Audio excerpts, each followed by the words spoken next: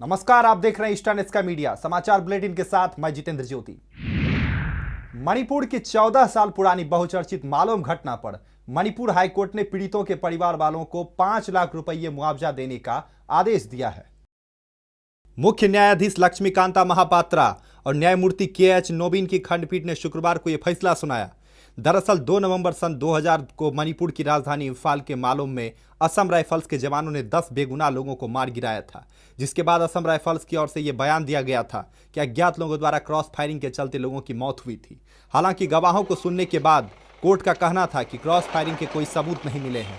आपको बता दें, इस घटना के बाद से Irom Sharmila armed force special power act 1958 को राज्य से हटाने की मांग कर रही है। अरुणाचल प्रदेश की क्षेत्रीय party People's Party of Arunachal में अंदरूनी विवाद के कारण पार्टी की स्थिति डवाडोल सी लग रही है। एक तरफ तो पार्टी के अध्यक्ष निक कामिन को अध्यक्ष पद से हटाने की बात सामने आती है, वहीं दूसरे ही दिन निक कामिन अपने इस्तीफे की बात से साफ इनकार कर रहे हैं। पीपुल्स पार्टी ऑफ अरुणाचल ने शुक्रवार को निक कामिन को अध्यक्ष पद से हटाकर काहफा बेंजिया को पार्टी का नया अध्यक्ष नियुक्त किया था, लेकिन अब निक कामिन का कहना है कि पार्टी के भीतर सब सही चल रहा है और वो अभी भी पार्टी के अध्यक्ष हैं। आपको बता दें कि निक कामिन पर यह आरोप लगाया गया था कि उन्होंने राज्यसभा चुनाव में कांग्रेस का समर्थन किया था, लेकिन निक कामिन सभी आरोपों को सिरे से खारिज कर रहे हैं। पार्टी के अनुशासन समिति के अध्यक्ष पानी ताराम ने आश्वासन दिया है कि वो जल्द ही निक कामिन पर लगे आरोपों पर फैसला लेंगे। तो वो लोग बोल रहा था कि आप अभी एमएलए हो गया, आपका कॉन्स्टिट्यूंसी दूर हो गया, कैपिटल यहाँ में है, इसलिए एक आप अलग अच्छा प्रेसिडेंट बनाना है। तो हमने बोला मेरा कोई ऑब्जेक्शन नहीं है, नया बहुत अच्छा है बनाने के लिए, मेरा सही में मैं बिजी हूँ। तो बोला है कि कैसे बनाया जाएगा, सिस्टम है। तो उन्होंने बोला है कि उन लोग ने सजेस्ट हाउस ने सजेस्ट किया है कि एक कमेटी बनाना है, कमेटी बना के नया प्रेसिडेंट नया एग्जीक्यूटिव मेंबर्स सर्च करना है। तो उस अप्रूवल में मैंने पानी तरम साहब को चेयरमैन बनाया न्यू सिलेक्शन कमेटी के लिए। ये मेरा अप्रूवल नहीं है, हाउस का अप्रूवल। वो खुद मीटिंग कॉल किया था, सबका अप्रूवल था, उन लोग का सजेशन था एक कमेटी बना के नया प्रेसिडेंट नया एग्जीक्यूटिव मेंबर सिलेक्शन करने देना है। तो मैंने पानी तरम साहब को चेयरमैन बनाया, सब with 7 members headed by him.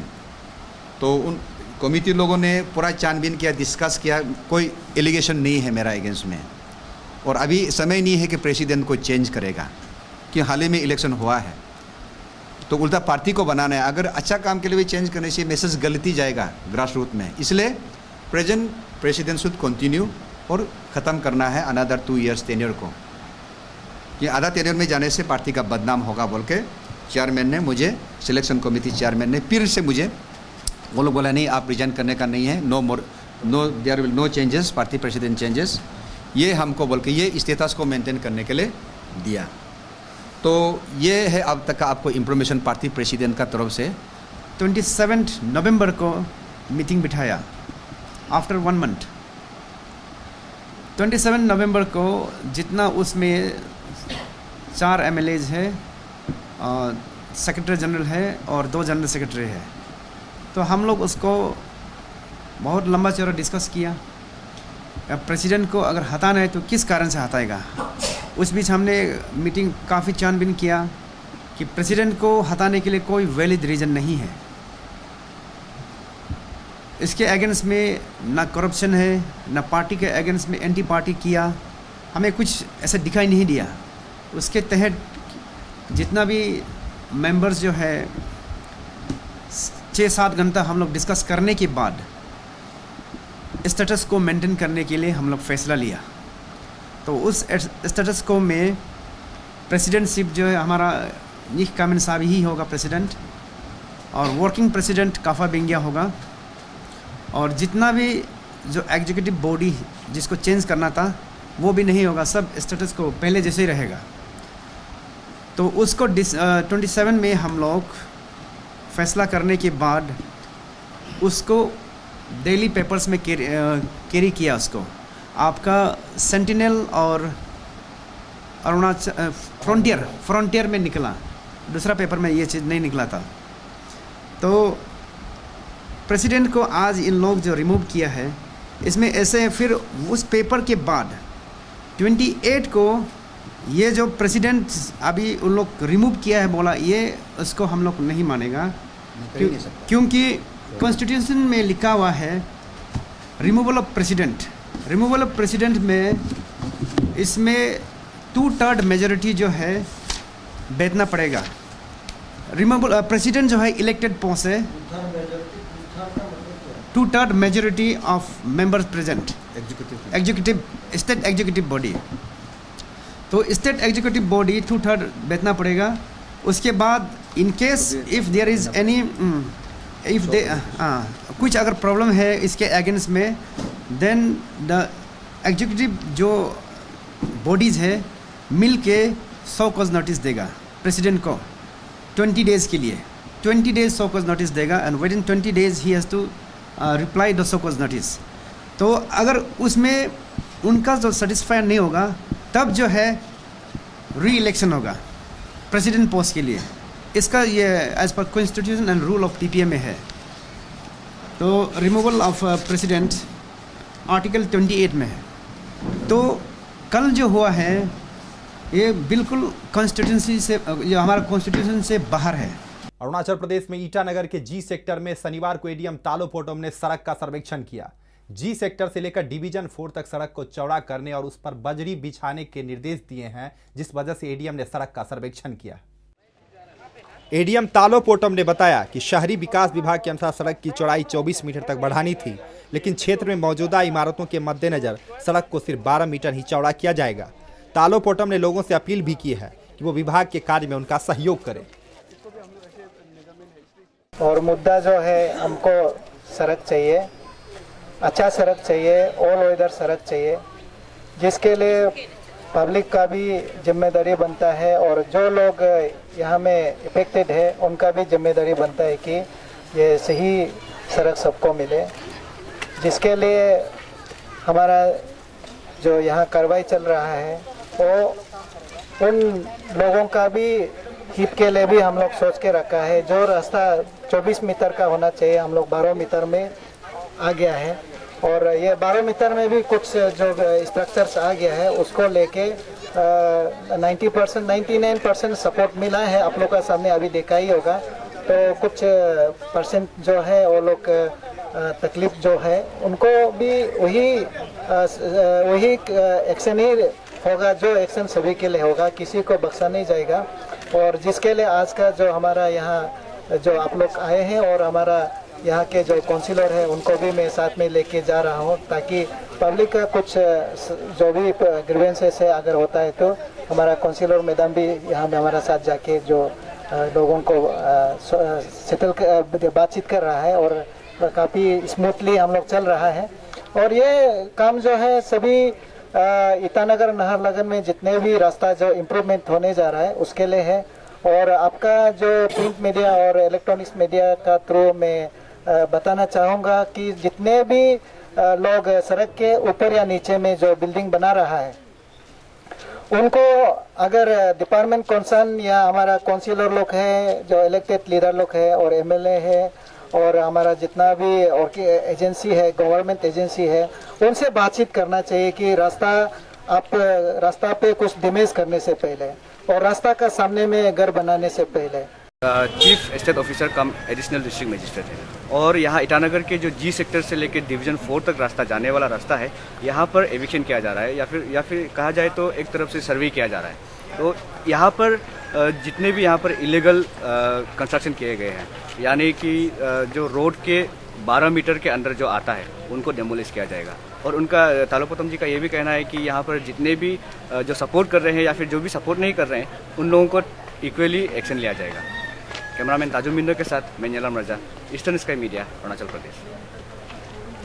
Manipur के इम्फाल स्थित खोमान लामपाक मेन स्टेडियम में शुक्रवार को 60वें national school games under 17 girls football की शुरुआत की गई। टूर्नामेंट में आए खिलाड़ी सुविधाओं की कमी की वजह से नाराज भी दिखे। चंडीगढ़ से आए खिलाड़ी गुरुलीना ने खिलाड़ियों के आवास की हालत पर असंतोष व्यक्त करते हुए कहा कि 18 लोगों को एक ही कमरे में ठहराया गया है। उन्होंने कहा कि जो सुविधाएं उन्हें दी गई है वे उनसे नाखुश हैं। टूर्नामेंट का समापन 10 दिसंबर को होगा। टूर्नामेंट का आयोजन युवा और खेल मामलों के विभाग द्वारा किया गया है।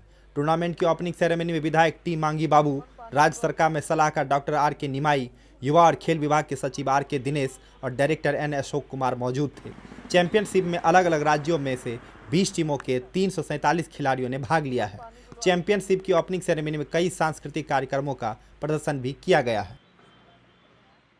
I don't think this national was actually good because last time we went to Pune and the accommodation was really good, but here it's like it's not good. Actually, we went there. The rooms there are 18 people exactly, and we have to sleep in just one room. And the washrooms are just disgusting, and they don't have workers there who are cleaning the washroom.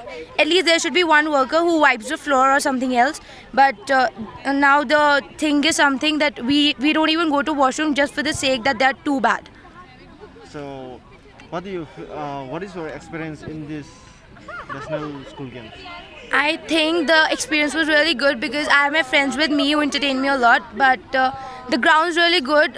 If we talk about the case of football, it's good. But if we talk about the case of the accommodation and everything else, the food, the stuff, no, it's not good. I find it a great opportunity to play over here. It's a very nice competition to compete over so many states and all.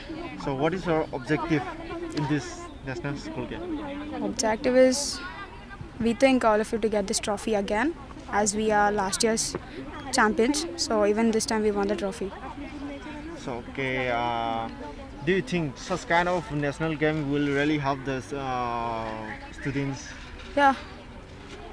Because this is a great opportunity for players to prove themselves as they are best in their states, in their country, and even they get a great opportunity to represent India team from this tournament. Arunachal Pradesh में पापुम पारे जिले के मिदपू गांव स्थित private engineering sport पर्यटन के लिहाज से बेहद ही बेहतरीन जगह है।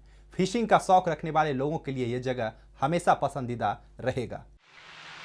फिशिंग स्पोर्ट के मालिक ताना अकीन ने बताया कि कुछ समय पहले गुवाहाटी में फिश फार्मर के तौर पर उन्होंने एक वर्कशॉप में हिस्सा लिया था, जहां उन्होंने फिशिंग स्पोर्ट खोलने की ट्रेनिंग ली थी। उसके बाद से ताना ने यह फिशिंग स्पोर्ट चलाने का फैसला किया और वो चला रही हैं। ताना ने यह भी बताया कि वो सालाना 6 लाख रुपये कमा लेते हैं। ताना ने राज्य सरकार और मत्स्य विभाग से आग्रह किया कि वो मछली पालन को बढ़ावा देने के लिए उचित मार्गदर्शन और लाभ प्रदान करें। फिशिंग स्पोर्ट पर आए अजय टोक ने अपना अनुभव साझा करते हुए कहा कि यह जगह मछली पकड़ने के साथ साथ परिवार और दोस्तों के साथ वक्त बिताने के लिहाज से बहुत ही अच्छी जगह है। तो इसमें मेरा यहाँ फैसिलिटी अभी तक ऐसा फैसिलिटी पब्लिक के लिए सुविधा मतलब ऐसा एंजॉयमेंट या एम्यूजमेंट सेंटर खोलने के लिए मैं कर रहा हूँ। अभी तक तो एंगलिंग फैसिलिटी है और रिसेंटली 2 बोट कलकत्ता से लेके आया। अभी तक ऐसा यूज़ नहीं हुआ है अभी तक। एंगलिंग का आइडिया हम एक बार गुवाहाटी में एक प्रोग्राम था, ऐसा वर्कशॉप था इको टूरिज्म का ना, तो उसमें हमको यहाँ से स्टेट फिशरीज सेलेक्ट करके ले गया। मैं और एक मेरा भाई था तना हारे, हम दोनों गया। उसका बाद उधर वो प्रोफेसर लेक्चरर लोग उधर 8 स्टेट का सब लोग आया था। तो वो लोग ऐसा एंगलिंग का बारे में था, मेघालय में रेगुलर ऐसा कंपटीशन एंगलिंग होता है बोल के वो लोग बताया। तो आइडिया वहाँ से गुवाहाटी से आइडिया मिला है। उसका बाद फील्ड विजिट में जासिंगपा नाम का एक है उधर असम में ना, नौगांव डिस्ट्रिक्ट में, उधर जाके देखा। उधर भी बताया ऐसा angling system annually fish farmers day में उधर एनुअली होता है बोल के बताया। उसका बाद वहाँ से ट्रेनिंग से आइडिया मिला। सुबह आकर मैं देखा, मछली को देखते ही मैं बहुत शौक हो गया। वाह, इतना सारा मछली। तो या फिशिंग का कुछ एलो है क्या बोला? हाँ, मार सकता बोला। तो एक फिशिंग का 500 लिया उन लोगों ने। तो सुबह से मारने को ट्राई कर रहा है, हम मार रहा भी है। एक मछली पकड़ा सुबह से, अभी करीब समय 2 बज चुका है। तो हमको लगता है मछली काफ़ी चालू है, जितना खाने को देता खाता है, चुपचाप चला जाता, फंसता नहीं जाल में। वही है, काफ़ी इंटरेस्टिंग है। यहाँ आके आपको कैसा महसूस हो रहा है? यहाँ आकर काफ़ी समय जो है किल हुआ है, काफ़ी एंटरटेनमेंट हुआ है मेरा साथ, और दिन कैसे चला गया पता नहीं चला। मुझे काफ़ी अच्छा लगा। हाँ, कहीं जगह में जैसे कि पोमा हो गया, वहाँ फिशिंग का एलो नहीं किया जाता है ना, और पॉपुलेशन जैसे जैसे बढ़ रहा है, अगर फिशिंग का मछली का डे बाय डे जानवर का कम होते जा रहा है ना, तो ये जो सिक्योर बनाया गया फिशिंग के लिए जो अलग सा, ये काफ़ी एंटरटेनमेंट है और काफ़ी जॉब वालों के जो अनएम्प्लॉयमेंट है उसके लिए भी काफ़ी लाभदायक होगा, हमको लगता है ऐसा है। ये फ्यूचर में आगे जाकर बहुत लोग इससे कुछ सीखना चाहिए, और हम लोगों ने भी आज आकर बहुत कुछ सीखा है ऐसे ना। आज के अंक में फिलहाल इतना ही। नमस्कार।